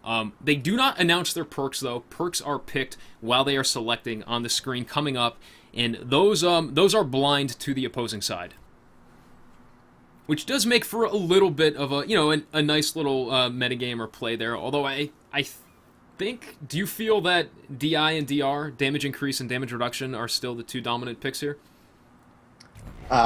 Well, yes. Monster having DI is very, very common, most common pick. And certain hunters, like Hank, for instance, having DR is very, very common. They're powerful abilities, but I don't think I think the hunters don't necessarily need to be playing with DR anywhere near as often as the monster plays with DI or damage increase. I think there's a lot more room on the hunter's side for flexibility with the perks, but the damage increase perk, 15% more damage for the monster, is incredibly powerful because games are won or lost with burst combos, hitting all of your abilities in quick succession, taking down a single hunter, and thereby diminishing exponentially the hunter team's efficiency together when one of their links of the chain is broken. Alright, and covering the teams right here for Team Salge, we have Pulse playing the monster, the Kraken. And to Team HOY's Hunters, on Assault, we have Challenge playing Markov. On Medic, we have Banai playing Kyra. On Support, we have The Thingy playing Hank. And on Trapper, we have Sorosum playing Maggie. And of course, everyone's lovable Trapjaw, we have Daisy playing Daisy. Alright, and man, they are right on his tail already. Look at that. Sorosum already on Pulse, 14 meters away, drops the dome, and it looks like he popped too many of his traversals. He's not going to get out. Yeah, he's already caught. Hank should be there with the shield, though. Does Hank even need to use a shield at stage 1? Or can Banai keep him up? He shouldn't really, yeah. He just pretty much stay on damage. There's sometimes they get low enough, but... And look at that, though. Wailing away at Sorosum. Sorosum not really getting the heals. That almost seemed intentional. Like they were trying to bait the focus on Sorosum and then shield him at the last second. Challenge, though. Challenge getting attacked by the Sloth right here. He's got to pop that shield soon. And just laying into Pulse with that lightning gun. That Sloth actually could prove, whoa. That could be really dangerous for them. They need to get rid of that Sloth or get away from it. Pulse still with 2 bars of armor left. And I think we're about halfway into this dome. Yeah, that Sloth definitely took away a lot of the damage potential of the hunters. They're distracted. Yeah, they didn't get any permanent damage in there on Pulse because of that Sloth. Not in the dome, but right here, I think they did. Yeah, maybe a sliver. Maybe the slightest little bit. Okay, look at that. Yep, they just did the slightest bit of damage to him. Just a fraction.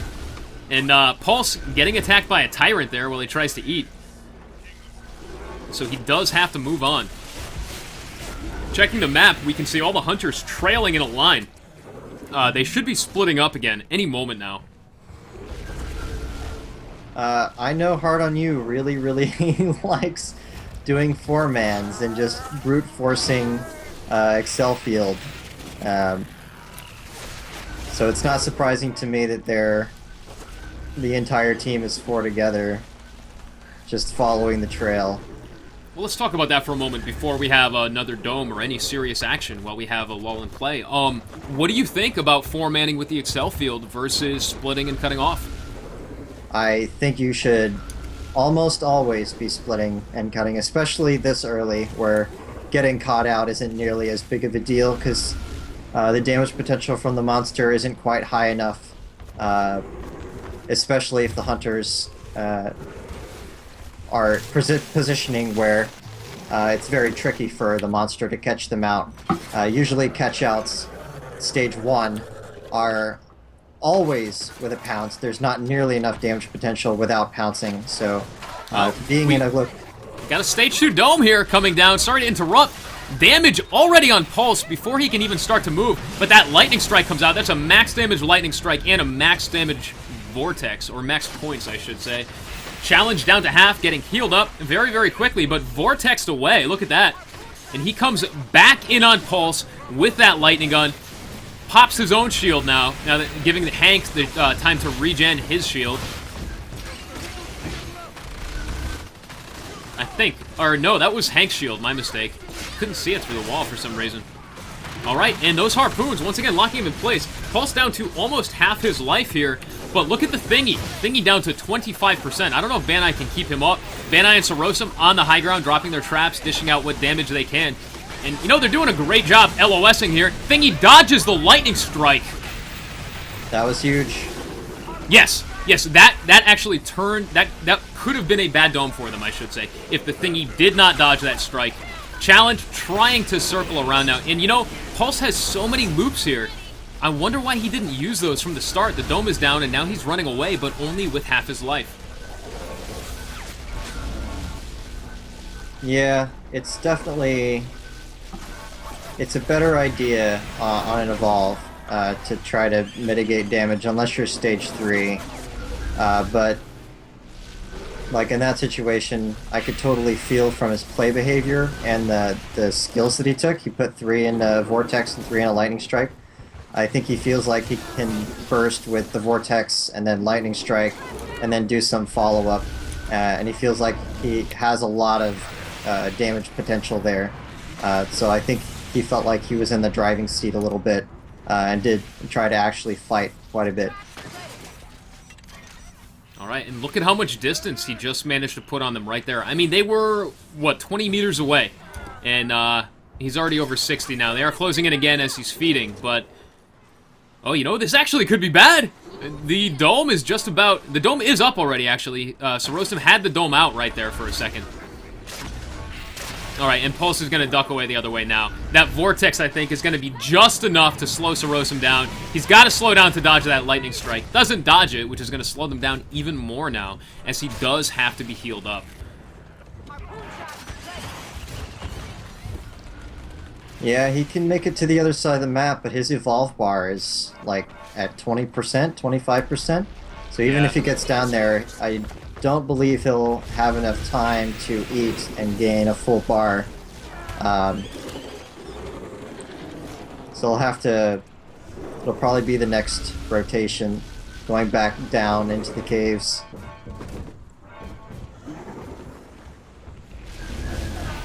So this is when you're playing as Monster, this is when you're trying to figure out, okay, am I gonna... Looks like he's trying to go for some kind of pick or something, but... Yep, Lightning Strike on challenge. Once again, just to slow them down, I think. Or maybe see if he can exploit a weakness in their positioning. Yeah, you're generally watching Trapper as a Monster... Oh, Daisy goes down. So at this point, do they let Daisy die and start the countdown timer, going for another fight? Or are they going to get Daisy back up? Oh, they are going to get Daisy back up, okay. And it looks like Pulse is just going to continue running here. So he's barely eaten any food. And it looks like he's being... Oh, okay, he dodged a dome, that's great. That's interesting that... Oh, Lightning Strike hits challenge and Daisy. Vortex takes Daisy out again. That is 2 strikes on the lovable trap draw. And Sorosum kind of firing away with that machine gun right there. Submachine gun. Lightning Strike on the challenge. Blocked by the shield, though. And they continue the chase on Pulse. Pulse at about halfway to a stage 3 evolve now.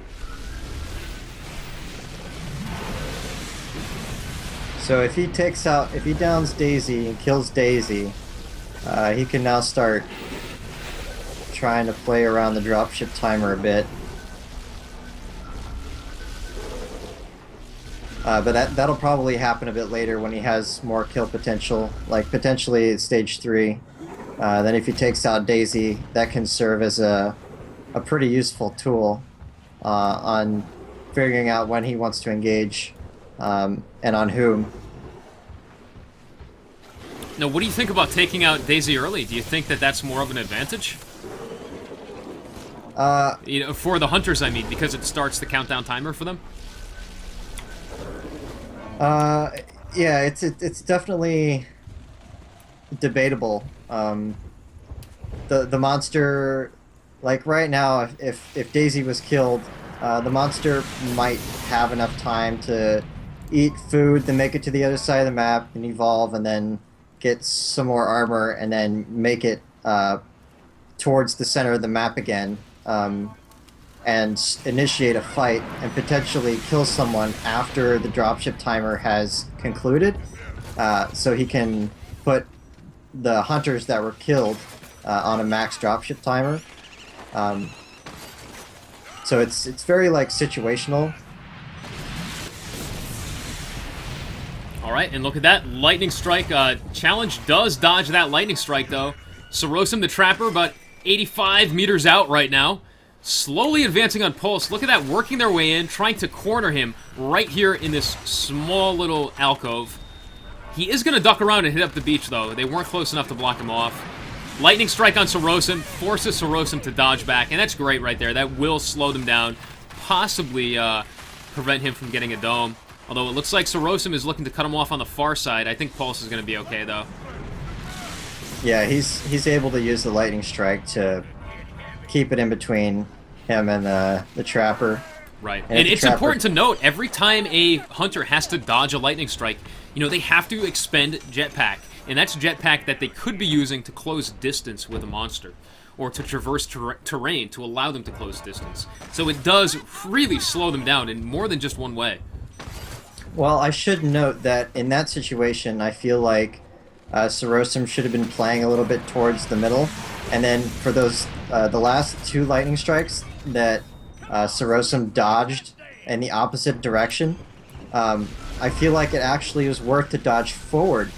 Yeah. You do have Hank, and you are trying to still get those domes, even against like a stage 2 Kraken. It's possible that they're still trying to dome on Evolves, however, but I'm just saying, like, you're not really risking the Trapper getting caught out and being taken down in a situation like that. So Maggie or Sarosum did have the option, if he wanted, of dodging towards the Kraken, eating the lightning strike, and getting closer. It seemed like he was edged out, though, however, so I'm not sure what his thought process was. Maybe he felt he would be too far away from his team if he dodged forward, or he was afraid of getting stuck in the ravine, of not crossing it all the way. Yeah, I don't know. We'll have to ask him. All right, we do have a stage 3 evolve here, kind of out in the open. This is an interesting spot for an evolve. And back to Sorosum now. It looks like he will get this dome off. 20 meters, drops the dome just as he's coming out. I don't think he has the traversals or time to get away. No, he does not. He is trapped right now. Lightning strike onto Challenge. Wow, Challenge took the full brunt of that lightning strike there. Got his shield up a little bit too late. And Hank with the shield on Sorosum. Challenge coming in now with that machine gun. Keep in mind, because he just finished evolving, Pulse has no armor, so all damage is real and permanent damage here. In now with the lightning gun.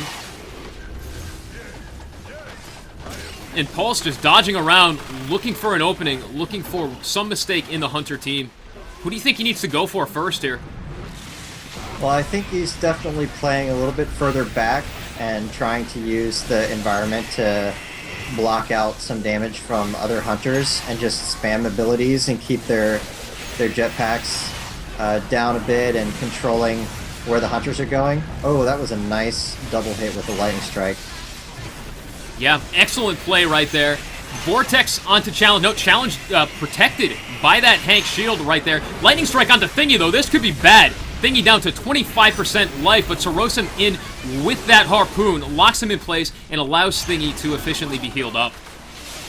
And they're just continuing this punishment now. Pulse down to almost 1/3 of his maximum total life bar. Great lightning strike dodge there, too. What was an airborne sneak pounce? I have never seen that before. That was interesting.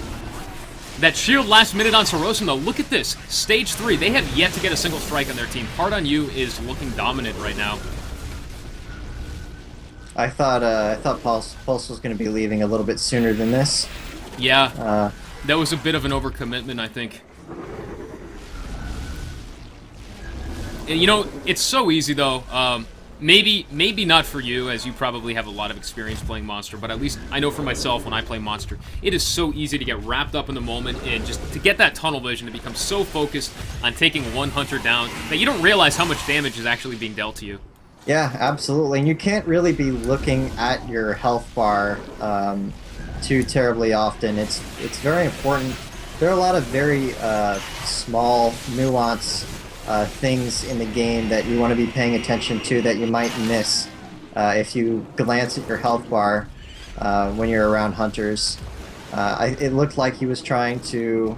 There were a couple of hunters that were maybe at like 65% health or so, and so he looked like he was gonna... He wanted to catch out and grab the trapper. He wasn't able to, but I think there was definitely a chance, and he went for it. It was the risk that he took. And they're just setting up now. Look at that. Markov mines. So, they're defending the high ground. DTR actually likes to defend the low ground here, and LOS a Kraken around this pillar that Sorosum is standing on top of. What do you think about defending up above here? I think it's very risky. Very easy to be knocked around by vortexes, right? Absolutely. So, yeah, that's what I was thinking. Yeah, so you can... When you get hit by a vortex, sure, you might not be able to follow up on anything, but it throws that hunter away, and he's not able to be... Messes up positioning for the rest of the team. And we do have the action now. Pulse coming in. They've managed to really avoid those vortexes so far, though. Lightning Strike misses. Oh, I see why they do it.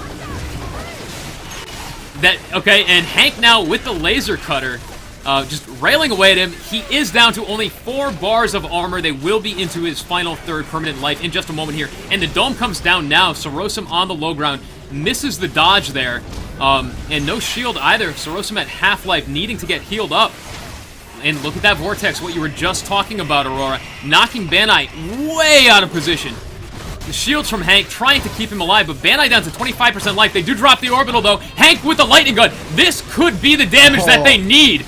Look at that. Down to only a fifth of his life bar, if that. And Banai is back up. Yeah, Daisy MVP. with a sliver of health picks up Banai. And then goes down herself. She did her job very, very well, though. That is all they need. Challenging Hank. Full damage mode right now, railing into that last bar of health. He drops the Vortex, almost takes out Thingy. Challenge pops his personal shield. Lightning Strike, on Banai and the Thingy. Banai gets hit and taken down. The Thingy down to 10% life. But, you know, I don't think it's going to be enough. Pulse going down right here. No, he gets away with no life. He gets away with no life. A single machine gun shot.